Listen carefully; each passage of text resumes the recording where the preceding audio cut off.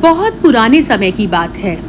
इतने पुराने समय की कि तब धरती पर ना स्कूल थे, ना होमवर्क था और ना ही नेटवर्क नहीं आ रहा जैसी समस्या।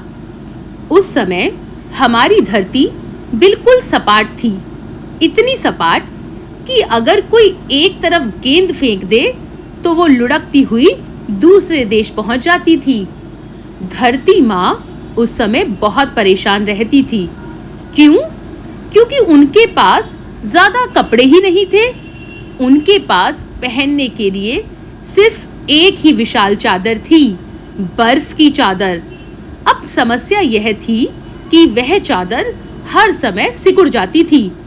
धरती माँ उसे सुबह सीधा करती और शाम तक फिर उस चादर में सिलवटें पड़ जाती। एक दिन गुस्से में धरती माँ ने कहा, उफ, ये चादर आखिर सीधी क्यों नहीं रहती? तभी पास बैठे चंदा मामा हंस पड़े। उन्होंने कहा, अरे बहन, तुम दिन भर घूमती रहती हो, इसीलिए यह चादर सिकुड़ जाती है। धरती माँ बोली, तो अब मैं क्या करूं? चंदा मामा ने कहा, इस्त्री कर लो। समझ में आया ना? इस्त्री यानी प्रेस कर लो।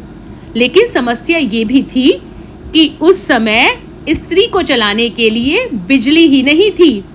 अब धरती माँ परेशान होकर रोने लगी। उनके आंसू गिरते ही बड़े बड़े समुंदर बन गए। मछलियाँ खुशी से तैरने लगी और बोली, अरे वाह, इतना बड़ा स्विमिंग पूल, अब तो मजा ही आ जाएगा। लेकिन तभी वहां दो शरारती भूभाग आ गए। जमीन के दो बड़े बड़े टुकड़े, उनमें से एक थी भारतीय प्लेट और दूसरी थी यूरेशियन प्लेट। दोनों बड़ी नटखट थी। भारतीय प्लेट उस समय भागती रहती थी। उसे रेस लगाने का बड़ा शौक था। वह हमेशा कहती थी, मैं दुनिया की सबसे तेज प्लेट हूँ। यूरेशियन प्लेट उसे समझाती, इतना तेज मत दौड़ो, कहीं टकरा न जाना। लेकिन भारतीय प्लेट कहाँ मानने वाली थी। वह पूरी रफ्तार से आगे बढ़ने लगी। रास्ते में उसने समुद्र की मछलियों, नारियल के पेड़ों, सबको दबा दिया और वह फिर भी नहीं रुकी। एक दिन धड़ाम, भारतीय प्लेट जाकर यूरेशियन प्लेट से जोर से टकरा गई। टक्कर इतनी जोरदार हुई कि धरती माँ पूरी तरह से उछल पड़ी। बंदर पेड़ों से गिर पड़े, हाथी के कान हिलने लगे और आलसी भालू नींद से जाग गया। भालू गुस्से में बोला, ये कौन है जिसने मेरा बिस्तर हिला दिया? लेकिन ये क्या हुआ? दोनों प्लेटें आपस में फंस गई। भारतीय प्लेट बोली, हटो। यूरेशियन बोली, पहले तुम हटो। और दोनों धक्का मुक्की करने लगी और तभी धरती की चादर ऊपर की तरफ मुड़ने लगी। धीरे धीरे एक छोटी सी सिलवट बनी। सभी देखकर हंसने लगे और कहने लगे, देखो, धरती की चादर में चुन्नट पड़ गई है। लेकिन धीरे धीरे सिलवट बढ़ती गई और बढ़ती गई और इतनी बड़ी हो गई कि आसमान तक पहुंच गई। सबकी आंखें फटी की फटी रह गई।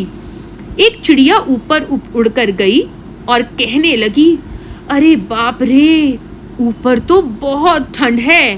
तभी चिड़िया की दादी माँ बोली, जहां इतनी बर्फ हो और इतना बड़ा घर हो, उसे तो बर्फ का घर यानी हिमालय ही कहना चाहिए। सब ने ताली बजाई, लेकिन बादल डर गए।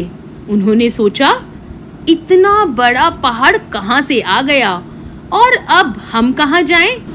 बादलों ने यह डिसाइड किया कि हमें कहाँ जाना है, हम तो यहीं आराम से रहेंगे। बस फिर क्या था, सारे बादल हिमालय से टकराकर बरसने लगे और नीचे रहने वाले लोग छाता लेकर इधर उधर भागने लगे। एक बंदर ने केले के पत्ते का छाता बनाया, लेकिन इतनी जोर से हवा चली कि वो सीधे जाकर याक की पीठ पर जा गिरा। याक डरकर भागा और पूरा जंगल हंसने लगा। धीरे धीरे हिमालय सबका पसंदीदा स्थान बन गया। कोई वहां बर्फ से फिसलता तो कोई स्नोमैन बनाता। उधर भारतीय प्लेट अब भी यूरेशियन प्लेट को थोड़ा थोड़ा धक्का दे रही थी और इसीलिए हिमालय पर्वत में माउंट एवरेस्ट हर साल थोड़ा सा ऊंचा हो जाता है। जब भी धरती हिलती है तो लोग कहते हैं भारतीय प्लेट फिर से शरारत कर रही है।